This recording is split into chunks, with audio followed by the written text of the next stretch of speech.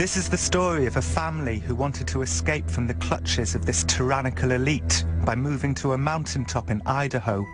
It is also the story of how their paranoid fantasies came true. Are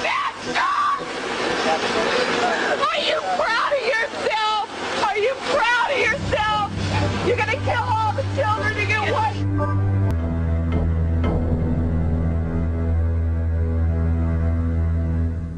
I guess I wouldn't give up what I had in my childhood for anything. Like when I was little, I would go out and I could sit and watch, you know, a wasp dig a hole in the ground for hours. And then I'd follow it and it'd go paralyze a worm or a cricket or something and it would drag it into its hole. But the media just portrayed that we were all crazy and had landmines everywhere and all we cared about was guns, I guess. But I mean, I do like guns, I still do. And I did then too, but I mean, it's not weird or crazy. When Rachel Weaver was 2 years old, in the mid-1980s, her parents, Randy and Vicky, moved the family from Iowa City to a mountaintop in Idaho, a place that became known as Ruby Ridge. Randy and Vicky were conspiracy theorists. They believed that an evil elite of international bankers and media moguls was secretly controlling their increasingly tyrannical government. The move to the cabin was their way of opting out.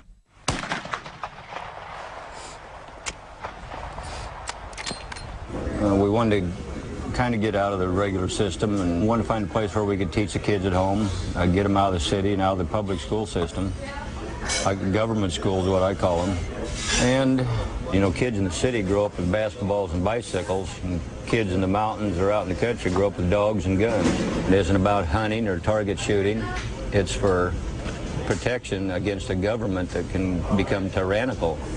Describe the feeling of what it's like to shoot a gun.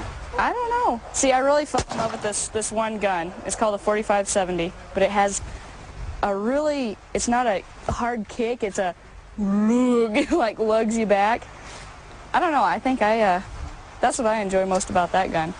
The reason why I don't look at it as a big political thing is because even if I had, you know, my rifles, it's not like it's going to do me any good if the government wants to wipe me out. All I have to do is fly over in a helicopter and drop a firebomb, you know. But as far as trying to go up against the government, it's just, unless the whole country did it, I guess. But that'd be a little different. The Weaver family moved to the mountains because they were panicked by the underground videos they saw portraying their government as out of control and destroying the lives of simple people who wanted to live free. The family called this shadowy elite the New World Order. They thought that if they couldn't be left alone on top of a mountain in Idaho, where could they be left alone? Some of the things they believed up there might seem crazy, but they were a long way off. Is this your land now? Yeah, we've been on my land for a little while. This is it. Used to be an outhouse and a woodshed and stuff like right here. Our shed that they confiscated for the evidence used to be about right where that outhouse is. And this is what's left of the house. All the way up to here, I guess, was the living room, and then we had the kitchen, and about right here is where our front door was. Sink was over here on this side, and then above the kitchen was Mom and Dad's bedroom, and then over on that side, above the right-hand part of the living room was Sarah and I's bedroom, and then on the left was Sam's bedroom. There was Rachel, her parents, her older sister Sarah, and their brother Sam. Later on, Vicky would give birth to a baby, Elishaba, up there. We'd build tree forts and little huts and use old dead branches, and sometimes we'd make a little dugout and hide behind that and play war games. And I remember using some of the leaves off the bushes as play money and going to the store where there'd be like, it was really make-believe. Tell me about the war games. Just kind of cowboy. Yeah, just kind of cowboy Indian type things. I believe in searching for, quote, the truth. about politics, religion, whatever. I like just to discuss that with people. We always sat around and talked about stuff. I mean, that was like kind of the family, you know, pastime, or, I mean, because we were always together, so we always talked about stuff. One place the Weavers went to discuss politics was Aryan Nations, a hardcore neo-Nazi compound 70 miles from the cabin.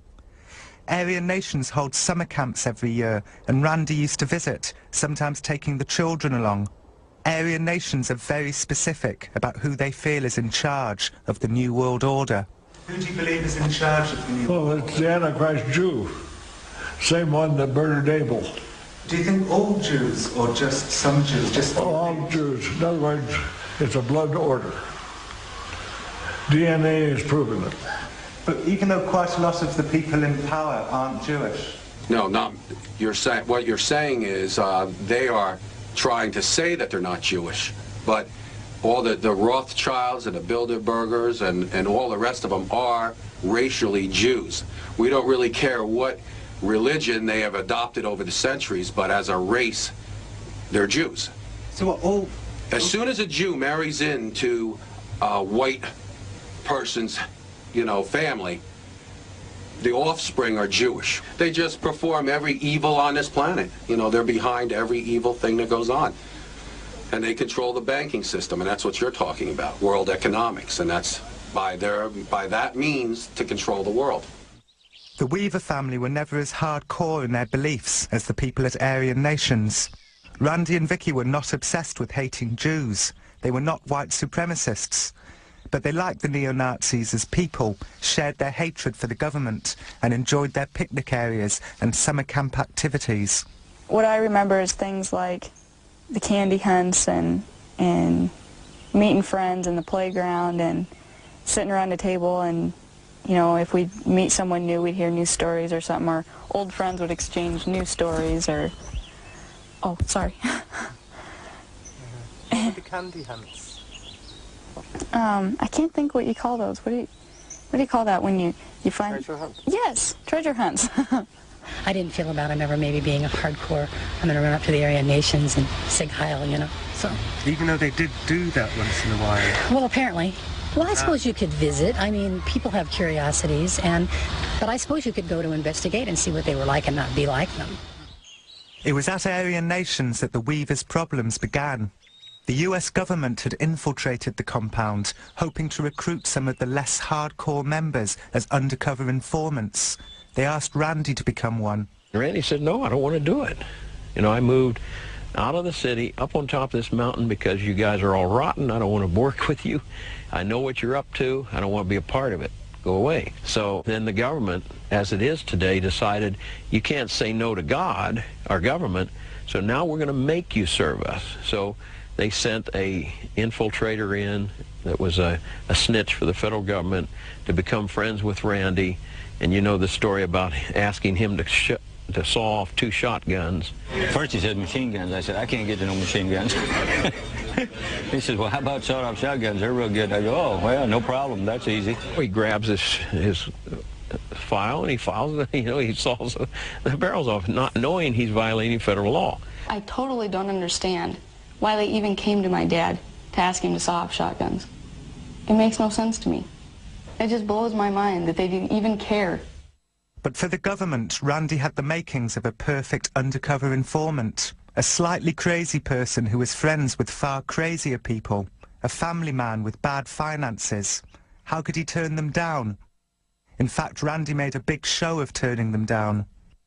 Mr. Weaver, we can get you on 6 or 7 federal firearms violations, but we'd probably forego that if you'd join our team. And I just kind of, I don't think so. And he just come clear across the seat and got right in my face. He says, well, that's the way we do it, right? He says, tomorrow morning, 11 o'clock, you'll be down in Spokane Federal Building, and don't tell anybody you're coming, not even your wife. About that time, Vicky come walking out of the cab by me and said, hey, Vic, come here. She walked over to the truck and said, remember their names and faces. And they go, we got to go. Peeled out of the gravel, throwing rocks, took off. They knew I wasn't coming down Spokane the next day. Randy was indicted on the shotgun charge. Feeling that he'd been coerced into committing a crime by a tyrannical government controlled by the New World Order, he decided not to show up in court. The family buried their heads in the sand. Randy let it be known that he would not be taken off the mountain alive. A family friend called Kevin Harris moved in with them. I knew I was going to lose. They had me set up, white supremacist, gun runner, blah, blah, blah, and those people that they put on juries in North Idaho are the local brainwashed county, city fathers and mothers that will suck up and do it. If the government told them to go down Monday morning and get a walking license and pay $10 a year for it, they'd do it. From then on, I never left that property. Pretty neat view, huh? It was as if Randy and Vicky's conspiracy theories were coming true. They had moved to the mountains to escape a tyrannical government, and a tyrannical government was now coming to get them. The family took to carrying guns at all times, even the children. They became increasingly convinced that the army of the New World Order was watching them from the bushes.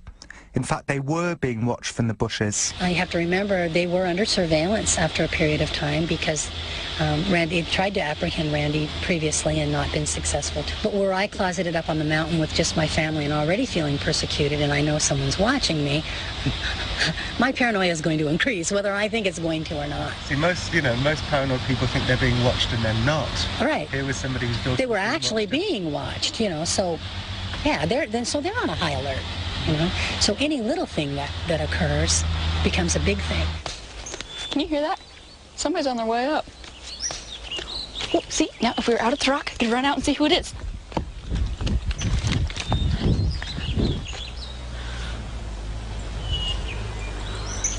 Somebody going up higher. It's too overgrown for me to see, but they're already on their way up.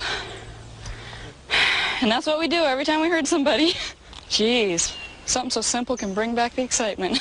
Then the marshals come because he's avoiding arrest. They're not going to just walk away and say, oh, well, sure, you don't want to be arrested. We'll see you around, and you can't dispute the fact the man had a sawed-off shotgun and he tried to sell it to an undercover agent.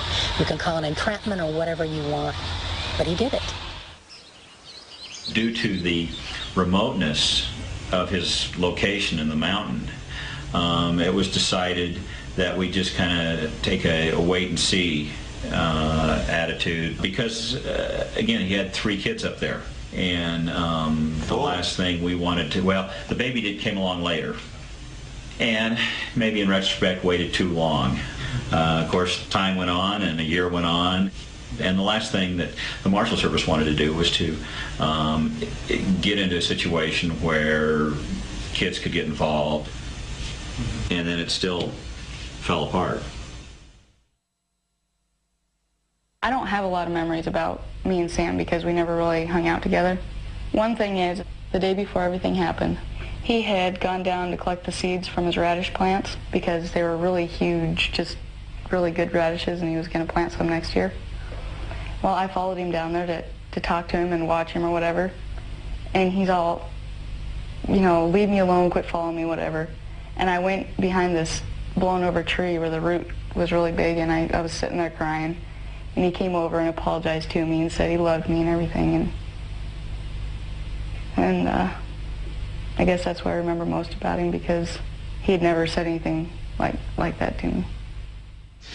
The marshals were up there doing the same thing they'd been doing off and on for the last 3 months. They had cameras up there.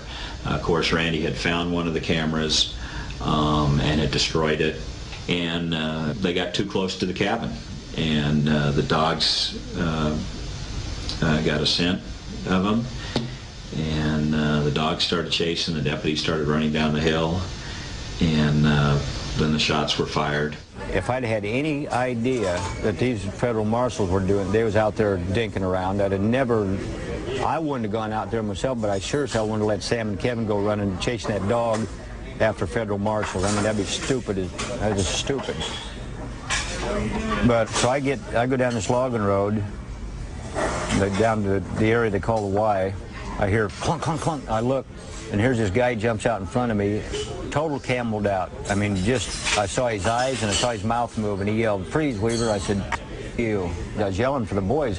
Boys, get home, boys. It's an ambush, right? I heard Sam yell, "I'm coming, Dad." Boom, boom, boom, boom. Then it opened up.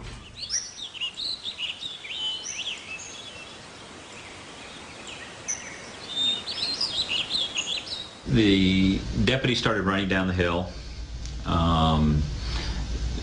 Randy, Kevin Harris, and Sammy Weaver started chasing them down. The dogs started coming down. They got to a Y. The deputies stopped, and shots got fired. The dog was definitely shot. One of the agents shot Stryker in the back and hit his spine, and little Samuel, who raised the dog from a pup, saw him run around in circles yiping and then fall dead. Sammy opened fire on the agents that had shot his dog and said, "You guys killed my dog," and he opened fire and shot several times. And as it turned out, he didn't hit anybody.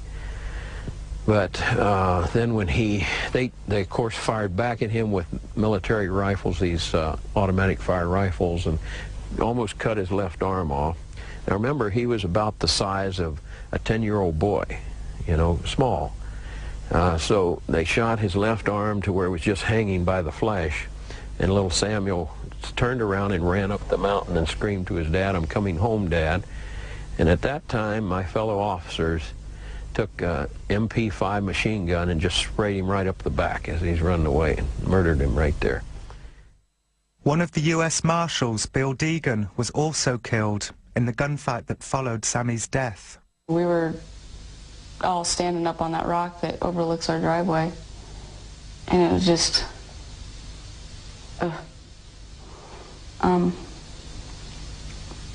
Mom and Sarah and I, and Dad was up there with us by now. We just let out a cry and just broke down. And I remember Dad fired Mom's .223 into the air, full clip. So, I mean, what happened after that? Mom, I think it was right after that, Mom said, "We gotta go get him." And so Mom and Dad went down. Kevin went with them. And I went in the house and got Elizabeth dressed. And I never saw him. They put him in the guest shed, and Dad and Mom went in and cleaned him up and wrapped him in a sheet, I guess. It's a bad deal. You know, I didn't give a shit about nothing after that. I still don't, pretty much.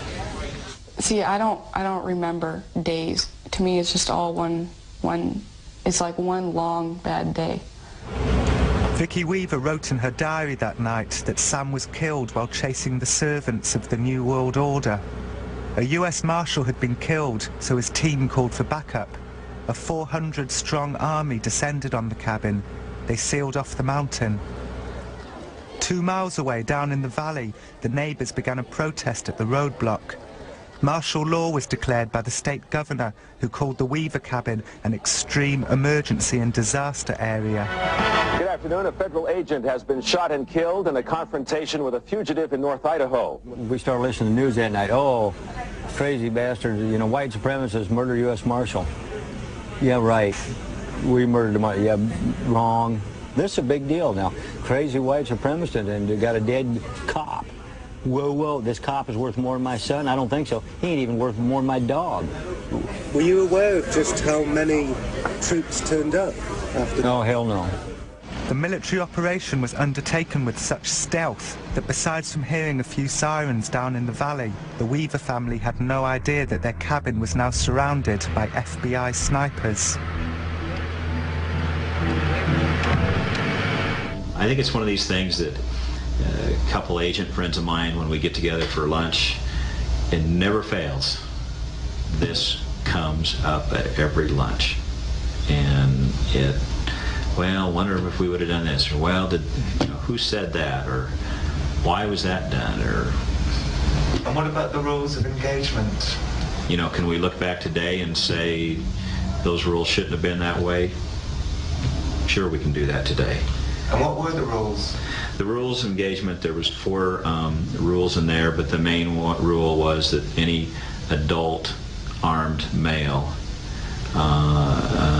it could be I can't remember the exact words, to tell you the truth. Could and should be shot? you know, I'd have to read it again.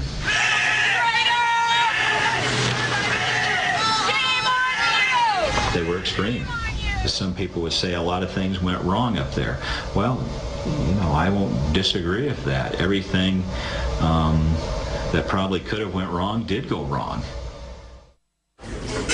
The next day, the other two dogs that we had tied up out in the yard started kind of whimpering and barking a little bit. And I thought, yep, here they come. Somebody's out there wants to talk to us. I took Sam's Mini 14, and I walked out, and bang, I got shot through the shoulder. It was like a bloody mist went out across the front of my face. I smelled that, and it went. I cussed in my mind, you know, like this. You know, this really hurts. And then I got my bearings, and I went through my mind. They're going to murder me now. They're going to kill me now. We're up on the hill, just about straight across from where the house was, where Horiuchi was apparently placed strategically. That was the sniper. Mm-hmm.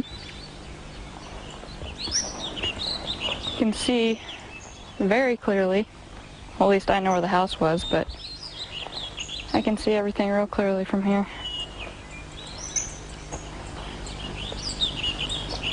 You can see that old cook stove laying on the platform right now. And if I can see that, and he had a scope, I know he could see a lot more. He first took a shot at my dad and hit him in the back, came out through his armpit. And then, as they were running into the house, he shot my mother, and it went through her head and killed her, and the bullet then entered Kevin Harris. Where was your mother at the time? Standing right about where that cook stove is. It'd be about exactly where she was. She was holding my little sister, who was 10 months old at the time.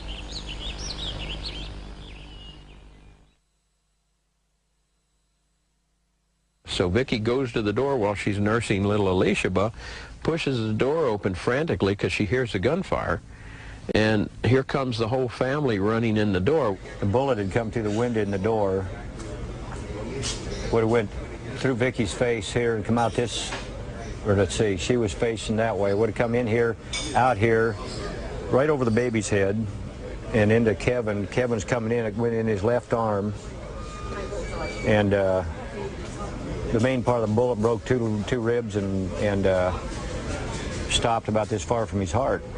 So that was an excellent shot, but a very sad day for America when one of my fellow officers and soldiers has to shoot a mother holding her little baby. I turn around, there's Vicky. She's kind of down on her knees and her head. I think it was Dad picked Elishaba up out from underneath Mom and handed her to me. And she had blood and stuff all over her head, and we were afraid that she had gotten hit too, but she was okay. It was just Mom's blood. And that's when we went around and drew the curtains on all the windows. And shut the door, obviously, and we didn't come out after that. The family locked themselves in the cabin for over a week. Nobody but the Weavers and the FBI knew that Vicky had been killed. How many of you against one is there, huh? We want a head count. We want to know how many are still alive up there. I remember hearing people underneath the house rustling through our stuff. I remember the floodlights coming through the cracks of the curtains. And hearing, they're stupid, whatever they are, half tracks or whatever, rolling over stuff in the yard. They crunched our generator. They ran over our outhouse.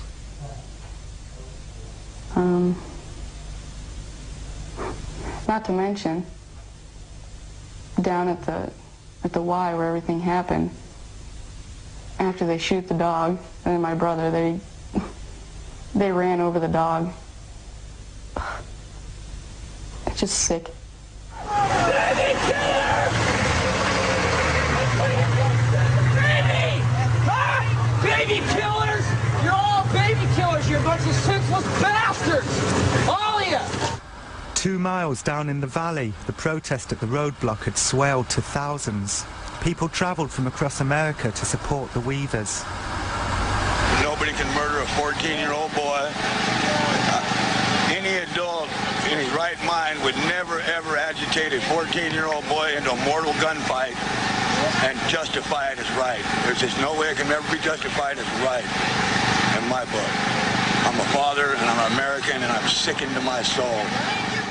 Jack McLam and Bo Greitz were in the crowd. Jack and Bo are both ex-military officers who've jumped ship and become heroes to the anti-government activists. It was surreal. It was incredible. What we had was, I'd never seen so many FBI, DEA agents, U.S. Marshals, local police, state police in one place in my life. We had armored personnel carriers, and then they were all dressed in military uniforms with Kevlar. This is America. What is going on here? Every day they would shout at us through the bullhorn or loud thing, or whatever you call it. And they'd say, Vicky, tell Randy to pick up the phone. And Dad would scream out, you son of a bitches, you shot her or whatever. You know she's dead. And they'd never answer us. And I know they could hear through the walls. They were under the house. They were around the house. They were everywhere. How much will you take?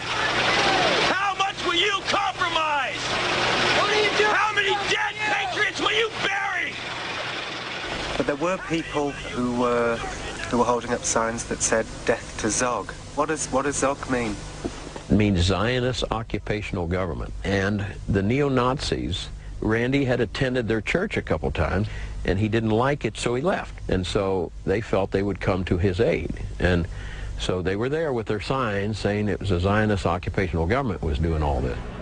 It was a week into the siege. The FBI had failed to convince the Weavers to come out, so they invited Jack and Bo up the mountain to talk with Randy and his daughters through the cabin walls.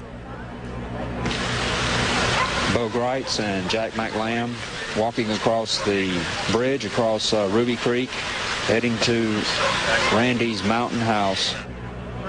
Later that night, Jack and Bo came back down the mountain to tell the protesters what they'd learnt. I want all of you in the vigil to join your hands. I want you to get close, and I want you to get warm. I've got good news and I've got bad news. The good news is that we went right up to the top of the hill and established an immediate dialogue like I knew we could with Randy. Wasn't any problems at all. This communication is going to continue. I want your hands joined. That's an order. I got a reason for it. The bad news, and get a grip on yourself, is that Vicky was killed. Damn. And most unfortunate thing, apparently she was killed on Saturday. Wonderful mother has had her life taken, and she's in God's hands as we speak. Our Father, as we approach thy throne tonight, we're thankful that some are left alive. We pray again tonight your blessing upon them that are the girls and Randy. And our Father, we ask that you be with Kevin tonight and get them through. That we are women of Yah, and you will not let this come to pass again, because we are the virtuous women. You are his enemy, and you will never receive us in your hands again from our Savior. Never will you take another woman down. Never. And may we die fighting. We're going to war! Proud to serve these morons. They don't care if you die. They put you out here in front. You're nothing. You're nothing. Don't touch me. I'm with you. The spinning had begun in earnest. The FBI said that Randy might have shot his own son in the back. They said that the Weavers were white supremacists, that they lived in a mountain fortress or a heavily armed compound. The media reported these allegations as fact. At one point they said you had, like, bunkers and... Yeah, the root cellar. Yeah, they said this was a compound. That's why they could sneak up within 15 feet of us. I came to a point in my mind that I knew we was all dead, and it's just a matter of time, and it didn't even matter Except I was hoping that if they killed any of us, they was going to kill us all and do it quick, because I didn't want to see my kids suffer. They'd already proven that they, was willing to kill kids. They claim they're there for they'd send a hostage rescue team. That ain't no hostage rescue team. That's an FBI terrorist team is what it is. They're snipers. They put a name like hostage. There were no hostages up there. Hostages don't pack guns. And they said you had booby traps and landmines. Oh yeah. They said a lot. They said I was wanted for robbing banks in Montana and Washington. They made up all kinds of garbage that wasn't true. But that way, see, they can justify to the public it's okay to kill us because we're all crazy and we're bad guys, right? That's why they do it. So why do you think some people were blaming Zog for what happened up on Ruby Ridge? Oh, I don't know. I suppose they figured that Zog controls the federal government and that that's who has come up there and ruined our lives. Took some of our lives as the federal government. They have a lot of influence. The Zionists have a lot of influence. I mean, we give them $3 billion a year, That talking about Zionist Jews, there's like 4 different kinds of Jews. They ain't all bad. Some conspiracy theorists say that the demonization of Randy Weaver as a white supremacist is thematic of the New World Order's tactics, that they falsely accuse anyone of anti-Semitism who gets too close to the truth. Could this be true? One thing's for sure, in terms of Randy Weaver, the white supremacy angle was clearly working. Okay, let's talk about another civil rights issue, this Randy Weaver. He was in the Aryan Nation. In my neighborhood, if a guy put swastikas on his kids, I would be a little suspicious. Yeah. I would say, come on over, we'll have some fruit. The government is saying the order to the men in the field is shoot to kill. And they shot to kill. They killed the dog. They killed the dog. Killed the dog, then they killed the son, and they shot him in the back. The next one They shot killed the dog in the back. Can you believe that, Gary? That is... Oh, man, that's a canine American. He's got his rights. That was the worst thing that happened. Listen, I think if you're going to err, I would like people to err to protect me and my family, not err. It wasn't causing any danger. This was a decorated You know what? If you're veteran bringing who up had your no kids in the criminal Aryan Nation, you are causing danger because you're spawning hate in America. So now you're going to have... They call me white supremacist. That's big news. That kind of stuff sells newspapers, I believe. Who wants to report on the ice cream social at the Methodist Church? That won't sell a damn thing. This is going to sell because this is exciting stuff. People go to car races to see wrecks. They don't go to watch people run in circles. They love blood and guts. People are cruel. On the whole, I don't trust people. I think it's been enough years now. I can joke about it, and keep going. I couldn't for a while. I can watch a Western now. Again, it's, they have the PTSD, post-traumatic stress disorder, they call it. I know we've all had it, each of us to a different degree. Even Elishaba talked about that until she was 2.5 years old. Blood, Mama, and she started crying. Mama, fall down, Mama needs help. I mean, she just make everybody in the room cry, I haven't been watching the signs. Is anybody else? We might be going to Florida. The siege at Ruby Ridge lasted for 10 days. Every morning, Bo and Jack would return up the mountain to talk to the family through the cabin walls. We're trying to calm them down, get them to stop crying, and to focus on something else other than their mother laying up underneath the kitchen table in a pool of blood. And so basically we spent the morning talking to them about the need to come out and take it to court. We knew then they had one fantastic case in court against this government. Oh my goodness. There's something in law enforcement called jury appeal. And when you machine gun a little boy running away from you and shoot a mother holding a baby in the head, you got jury appeal. It was 11 days into the siege that Bo and Jack finally convinced the family to take their case to court. Well, the door opens and they come out. Oh, I tell you, boy, I just about I get tears in my eyes now thinking about it. It was wonderful to see these little girls take off their weapons, and little tiny little girls, you know, wearing weapons against their own government. I mean, where should that be proper? And it was the saddest days of my life was spent on the top of that mountain when I realized that my fellow police officers and soldiers are capable of that, you see, that I served with. I never would have believed that, never would have believed it, you know. And so it was a great awakening for Bo and me and many of the officers up there, because when we walked down through that crowd, big guys with their military rifles and the tears coming down, streaking the face paint, you know, they were all crying, you know, that the family had come out. So it was a great experience. And that's why there's so many people today in America and people in uniform that are speaking out against this damnable world system that's being set up that will do that to people at will. That's me and President George Bush. Some of the fringe benefits that you get being in these positions. I've had the opportunity to meet many stars, and that's me and Dolly Parton. There's me and President Ronald Reagan. Down here is a picture of Randy Weaver when we brought him off the jet shortly after we had taken custody of him. You know, in law enforcement, you always think that individual that you arrested was guilty. The jury chose another avenue, and I don't have to agree with that, but in this country, I have to respect it.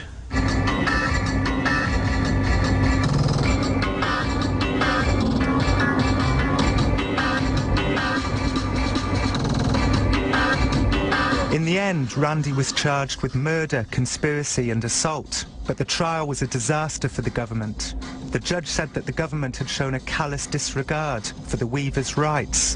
The government paid Rachel and her sisters $1 million each in compensation.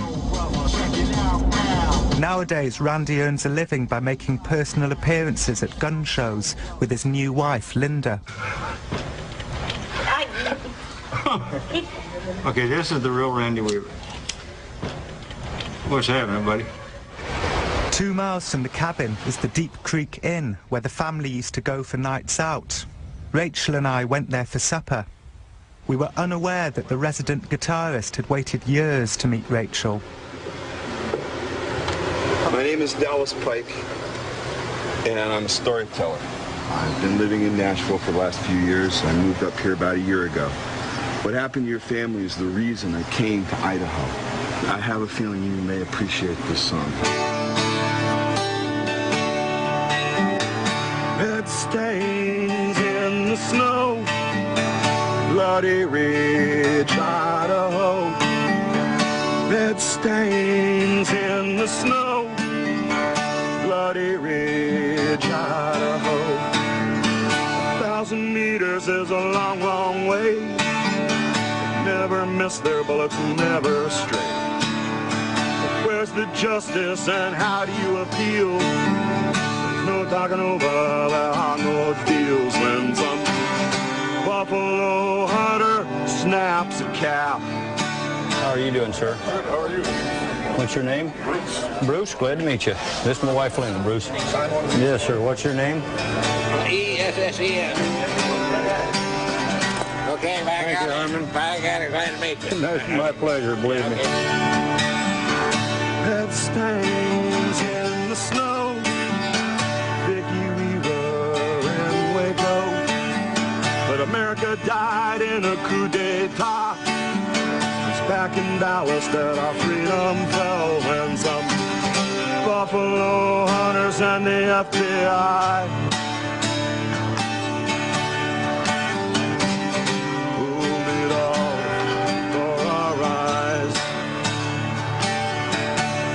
Okay, yeah, here, do it like this. There. Closer. This is cute. And look right into the lens so your eyes flash. All right, I'll sign this here pretty quick. Red stains in the snow, too many names for us to know. What happened up there happened to a lot of people. It wasn't just you. And I can't tell you what an honor it is for me to meet you and to be able to play my song for you. I have touched a lot of people with this song. And I am truly sorry about what happened to your family.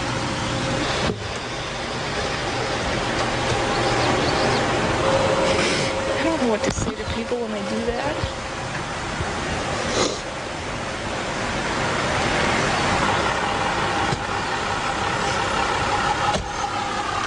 This is the very last copy I have of this, and I'd like you to have it. I know that this is a very painful thing for you, and if there was anything I could do, I would. I'm sorry I can't do more, man. I really am. I don't know, I meet people like that every now and then, and it's, you know, mind if it kind of dissipated a little. I'm okay until I start hearing things like when he says Bloody Ridge, Idaho. It just reminds me of like seeing blood on the floor, and it makes me start thinking about it, and Vicki Weaver was butchered like a buffalo, standing in the doorway of her own home, holding her baby and crying out to God to protect the rest of her family from the mad dogs that had already shot her son in the back from an ambush. With one bullet, Lon the hitman Horiuchi brought Vietnam to America. As Vicki Weaver started talking about the One World Order, and they just gunned her down because they could. So where are we going, Randy? Where are we going? Waco, I think. And what are we going to do when we get there? Well, we're going to talk to folks. So we must be almost there, right? I'll bet we are. We'll probably recognize a new church building. Randy has never before visited the ruins of the Branch Davidian Church at Mount Carmel in Waco. But for hundreds of thousands of Americans, maybe even millions of Americans, the Weaver Siege and the burning of David Koresh's church are forever linked. Proof of a government gone crazy, a new world order coming to kill anyone who does not bow down to them. All the memorial trees. See the little placards, little headstones? Little one Jones, age 1.5. Unbelievable.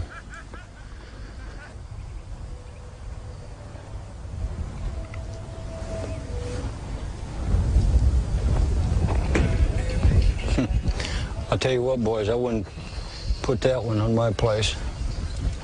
I have no regrets about them. They was looking for trouble and they found it. Well, look at these boys. Are they growing up or what? How you doing, buddy? He's about bigger than your dad. How you doing, man? Oh, they ain't been shot at lately. So things are looking up. For 6 months, local volunteers have been spending their weekends rebuilding the church. It is nearly finished. Some conspiracy theorists say that the timing of the siege at Waco was no coincidence. They say it was a deliberate PR stunt designed to deflect the bad publicity they were getting for the shootings of Vicki and Sammy Weaver. she was standing right here, right in the window, holding it open, holding the baby, saying, "Get in the house, get in the house." And she was shot here?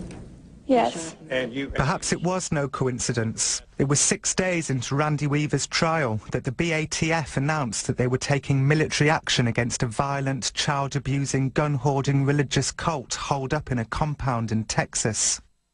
But if it was a PR stunt, it backfired.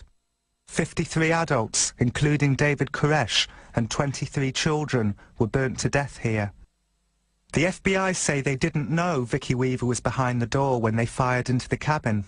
They say her death was an accident and not the actions of a bloodthirsty government controlled by a shadowy elite called the New World Order. You are a federal officer, so Randy and Vicki Weaver would certainly have thought of you as being an agent of the New World Order, an agent of Zog. I mean, what was that? Well, I haven't lost any sleep over it, I'll tell you that. I mean, the United States is a great place to live. The freedoms that we have here, and you know, owning firearms and all of that. There's some certain set of rules, and people can do all that. But then you have some other people that think they can go not just one step, but 2 steps, 3 steps, 4 steps over, and pound the drums, and then you get a lot of followers. What a mess. What can you say? Like old material that Mom used to save. When she comes, she sometimes finds evidence of other visitors, pilgrims, who've been rummaging around their old belongings like archaeologists. Somebody's been up here on horses. One of the pilgrims was Timothy McVeigh, who visited Randy Weaver's cabin alone some months before blowing up the Alfred P. Murrah building in Oklahoma City and killing 168 people. Timothy McVeigh considered the Murrah building to be local New World Order headquarters. The Weavers moved to the mountains because of their fantasies about a shadowy elite coming to get them, and in a sense their conspiracy theories came true. The American militia movement was formed that week at the roadblock at Ruby Creek, convinced that a shadowy elite plans to do to the world what they did to the Weavers.